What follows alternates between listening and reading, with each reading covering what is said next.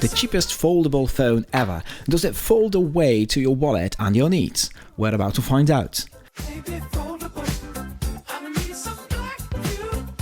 In this video, I'm going to show you everything you want to know about the BLACKVIEW Hero 10, the insanely cheap foldable phone that's shaking things up for under $400 US.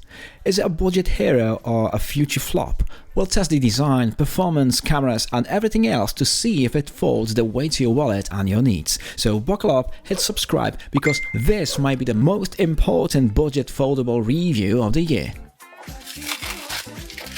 So we crack open the box and bam, there it is, the Hero 10, all wrapped up like a fancy present.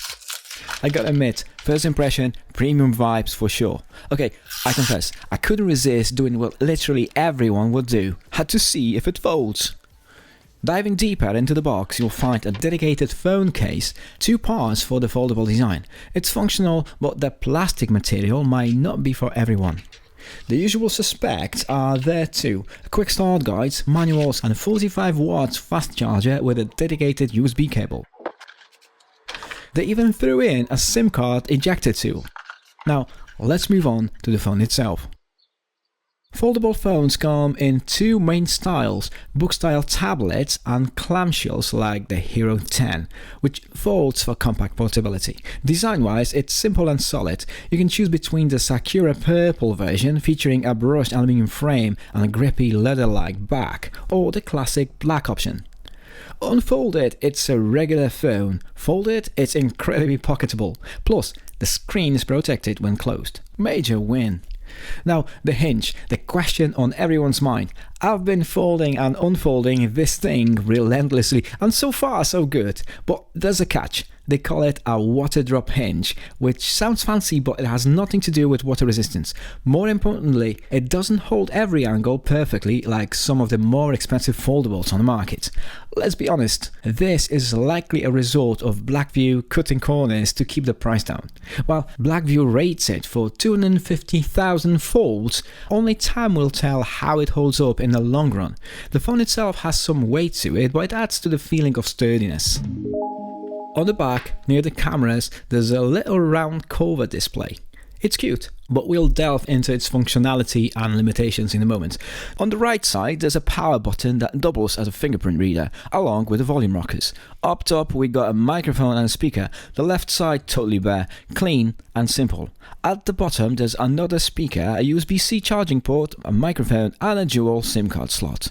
The included case is plastic, functional, but I guess finding some aftermarket cases might be a challenge. So, how's the Hero 10 in everyday use? Pretty good. It fits in the pockets easily and opens smoothly with one thumb.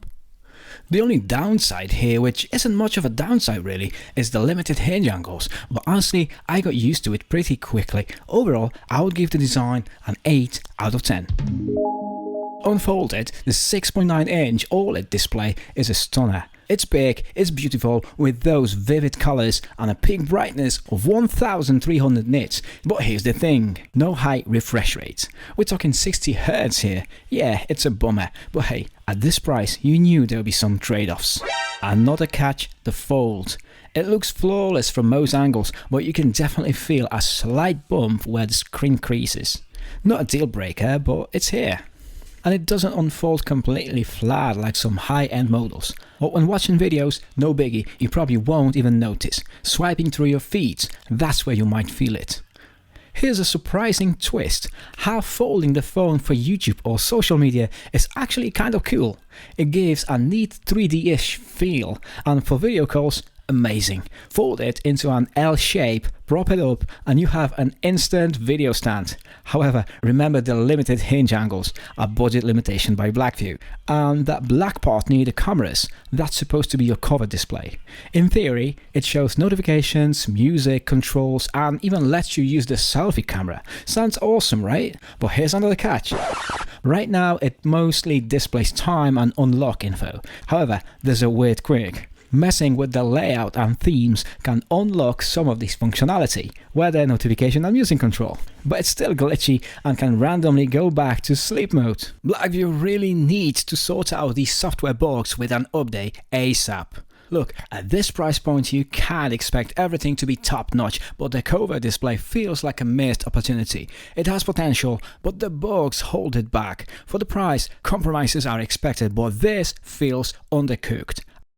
Dual speakers provide stereo sound, not top of the line, but decent. However, depending on how you hold the phone in landscape mode, one speaker gets muffled by your palm. Again, a budget phone limitation. So my verdict on both displays and sound, 5 out of 10. Alright, the cameras. On paper, it's impressive. 108 megapixels main sensor, a tiny 8 megapixels ultra-wide, and 8 megapixels selfie. And here's the standard 12 megapixels photo with the main camera and the same scene with the ultra-wide lens. The main lens is super sharp, almost too sharp. The ultra-wide kinda blurry, with details and colors bleeding, so for quality photos, stick to the main lens. Comparing high-resolution 108 megapixels photos to standard 12 megapixels from the same lens, the 12 megapixels is great if you're not zooming in. Up close, the high-res photos show more detail, but you lose features like zoom and HDR in high-res mode, and those photos take up 5 times more storage space, so not really practical for everyday use. Video, it's alright. Shoots in 2K at 30 frames per second, which isn't mind-blowing, but hey, it's got some image stabilization to smooth things out. Compared to the big boys like the iPhone 15 Pro or Google Pixel 8, it's a step down for sure, but still passable for a budget phone.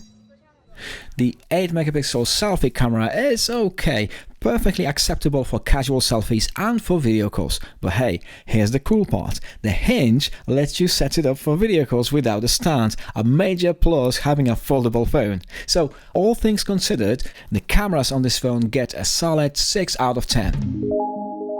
The hardware and software. For the price, it throws some sweet specs your way. A whopping 12 gigs of RAM and spacious 256 gigs of storage. But here's the catch, the processor. It's a Mediatek Helio G99, not exactly known for setting speed records. Power users, beware.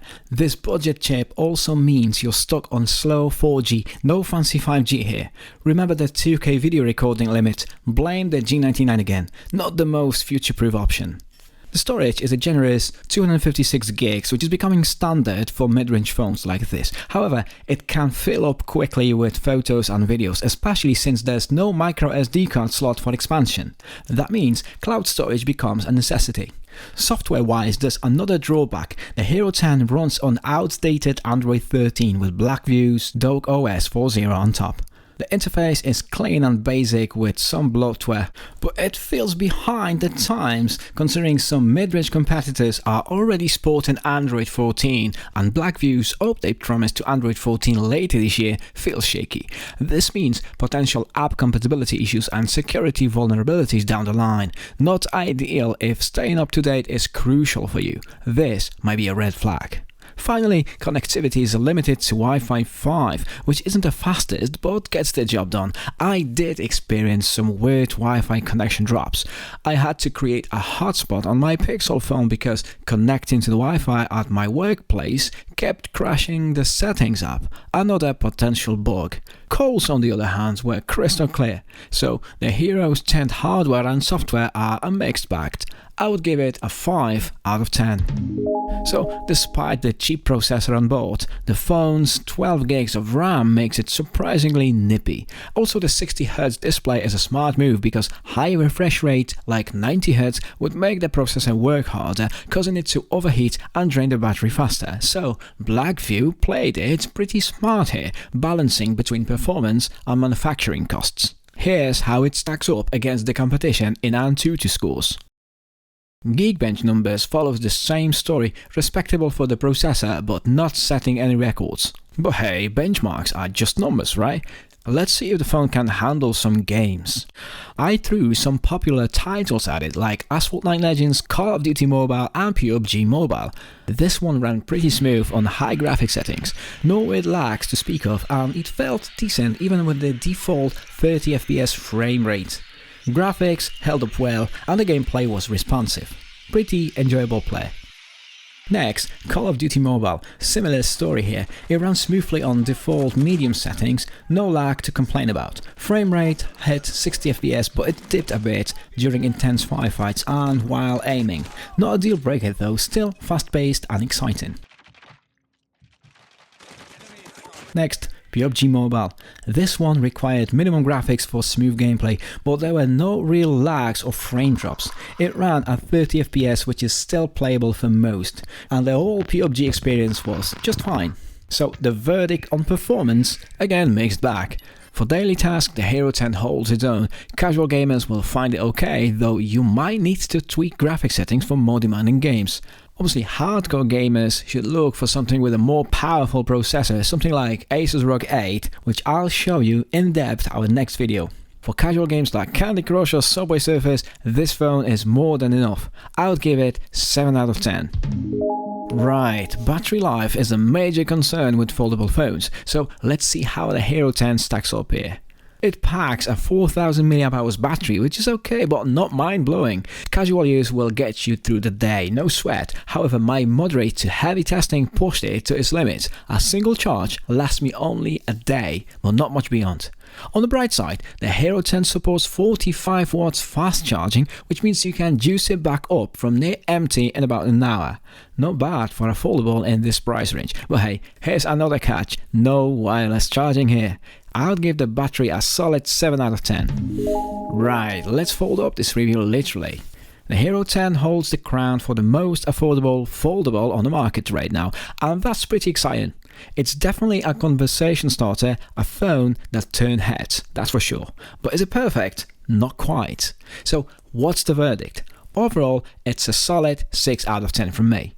Here's the scoop. The BLACKVIEW cut some corners to keep the price down. We're talking about slower processor, a 60Hz display that feels a bit sluggish compared to other displays, and a camera that's more about megapixels than magic. But here's the flip side, it folds. And for many, that's enough to forgive its minor shortcomings. So who's this phone for? It's perfect for budget-minded users who want to dip their toes into the foldable phone world without spending a fortune. You know, those of you who are curious about foldables but worried about breaking the bank or breaking the phone, this one would be the right choice. Just remember, there are some performance trade-offs. It's the foldable phone for the rest of us, those who love cool tech but also like having money in our wallets. But if you're a power user who demands top-notch specs, you need to shell out more for something like the Nubia Flip 5G, Motorola Razr, Pixel Fold or Galaxy Z Flip. Those offer better specs but come with a much steeper price tag. To be absolutely honest with you, I've been using this phone for the past 2 weeks and I really wanted to like it. It just didn't quite hit the mark. And a quick disclaimer, this is not a sponsored video. We had to buy this phone for the test and no one paid us to say anything good or bad about the phone. All the tests and opinions are our own. This channel is fueled by you, so as long as you keep hitting that play button, we'll be bringing you these awesome little tech reviews. Thanks for watching. Catch you guys on the next one. I need some BLACKVIEW, baby, tonight. Gotta have some love tonight.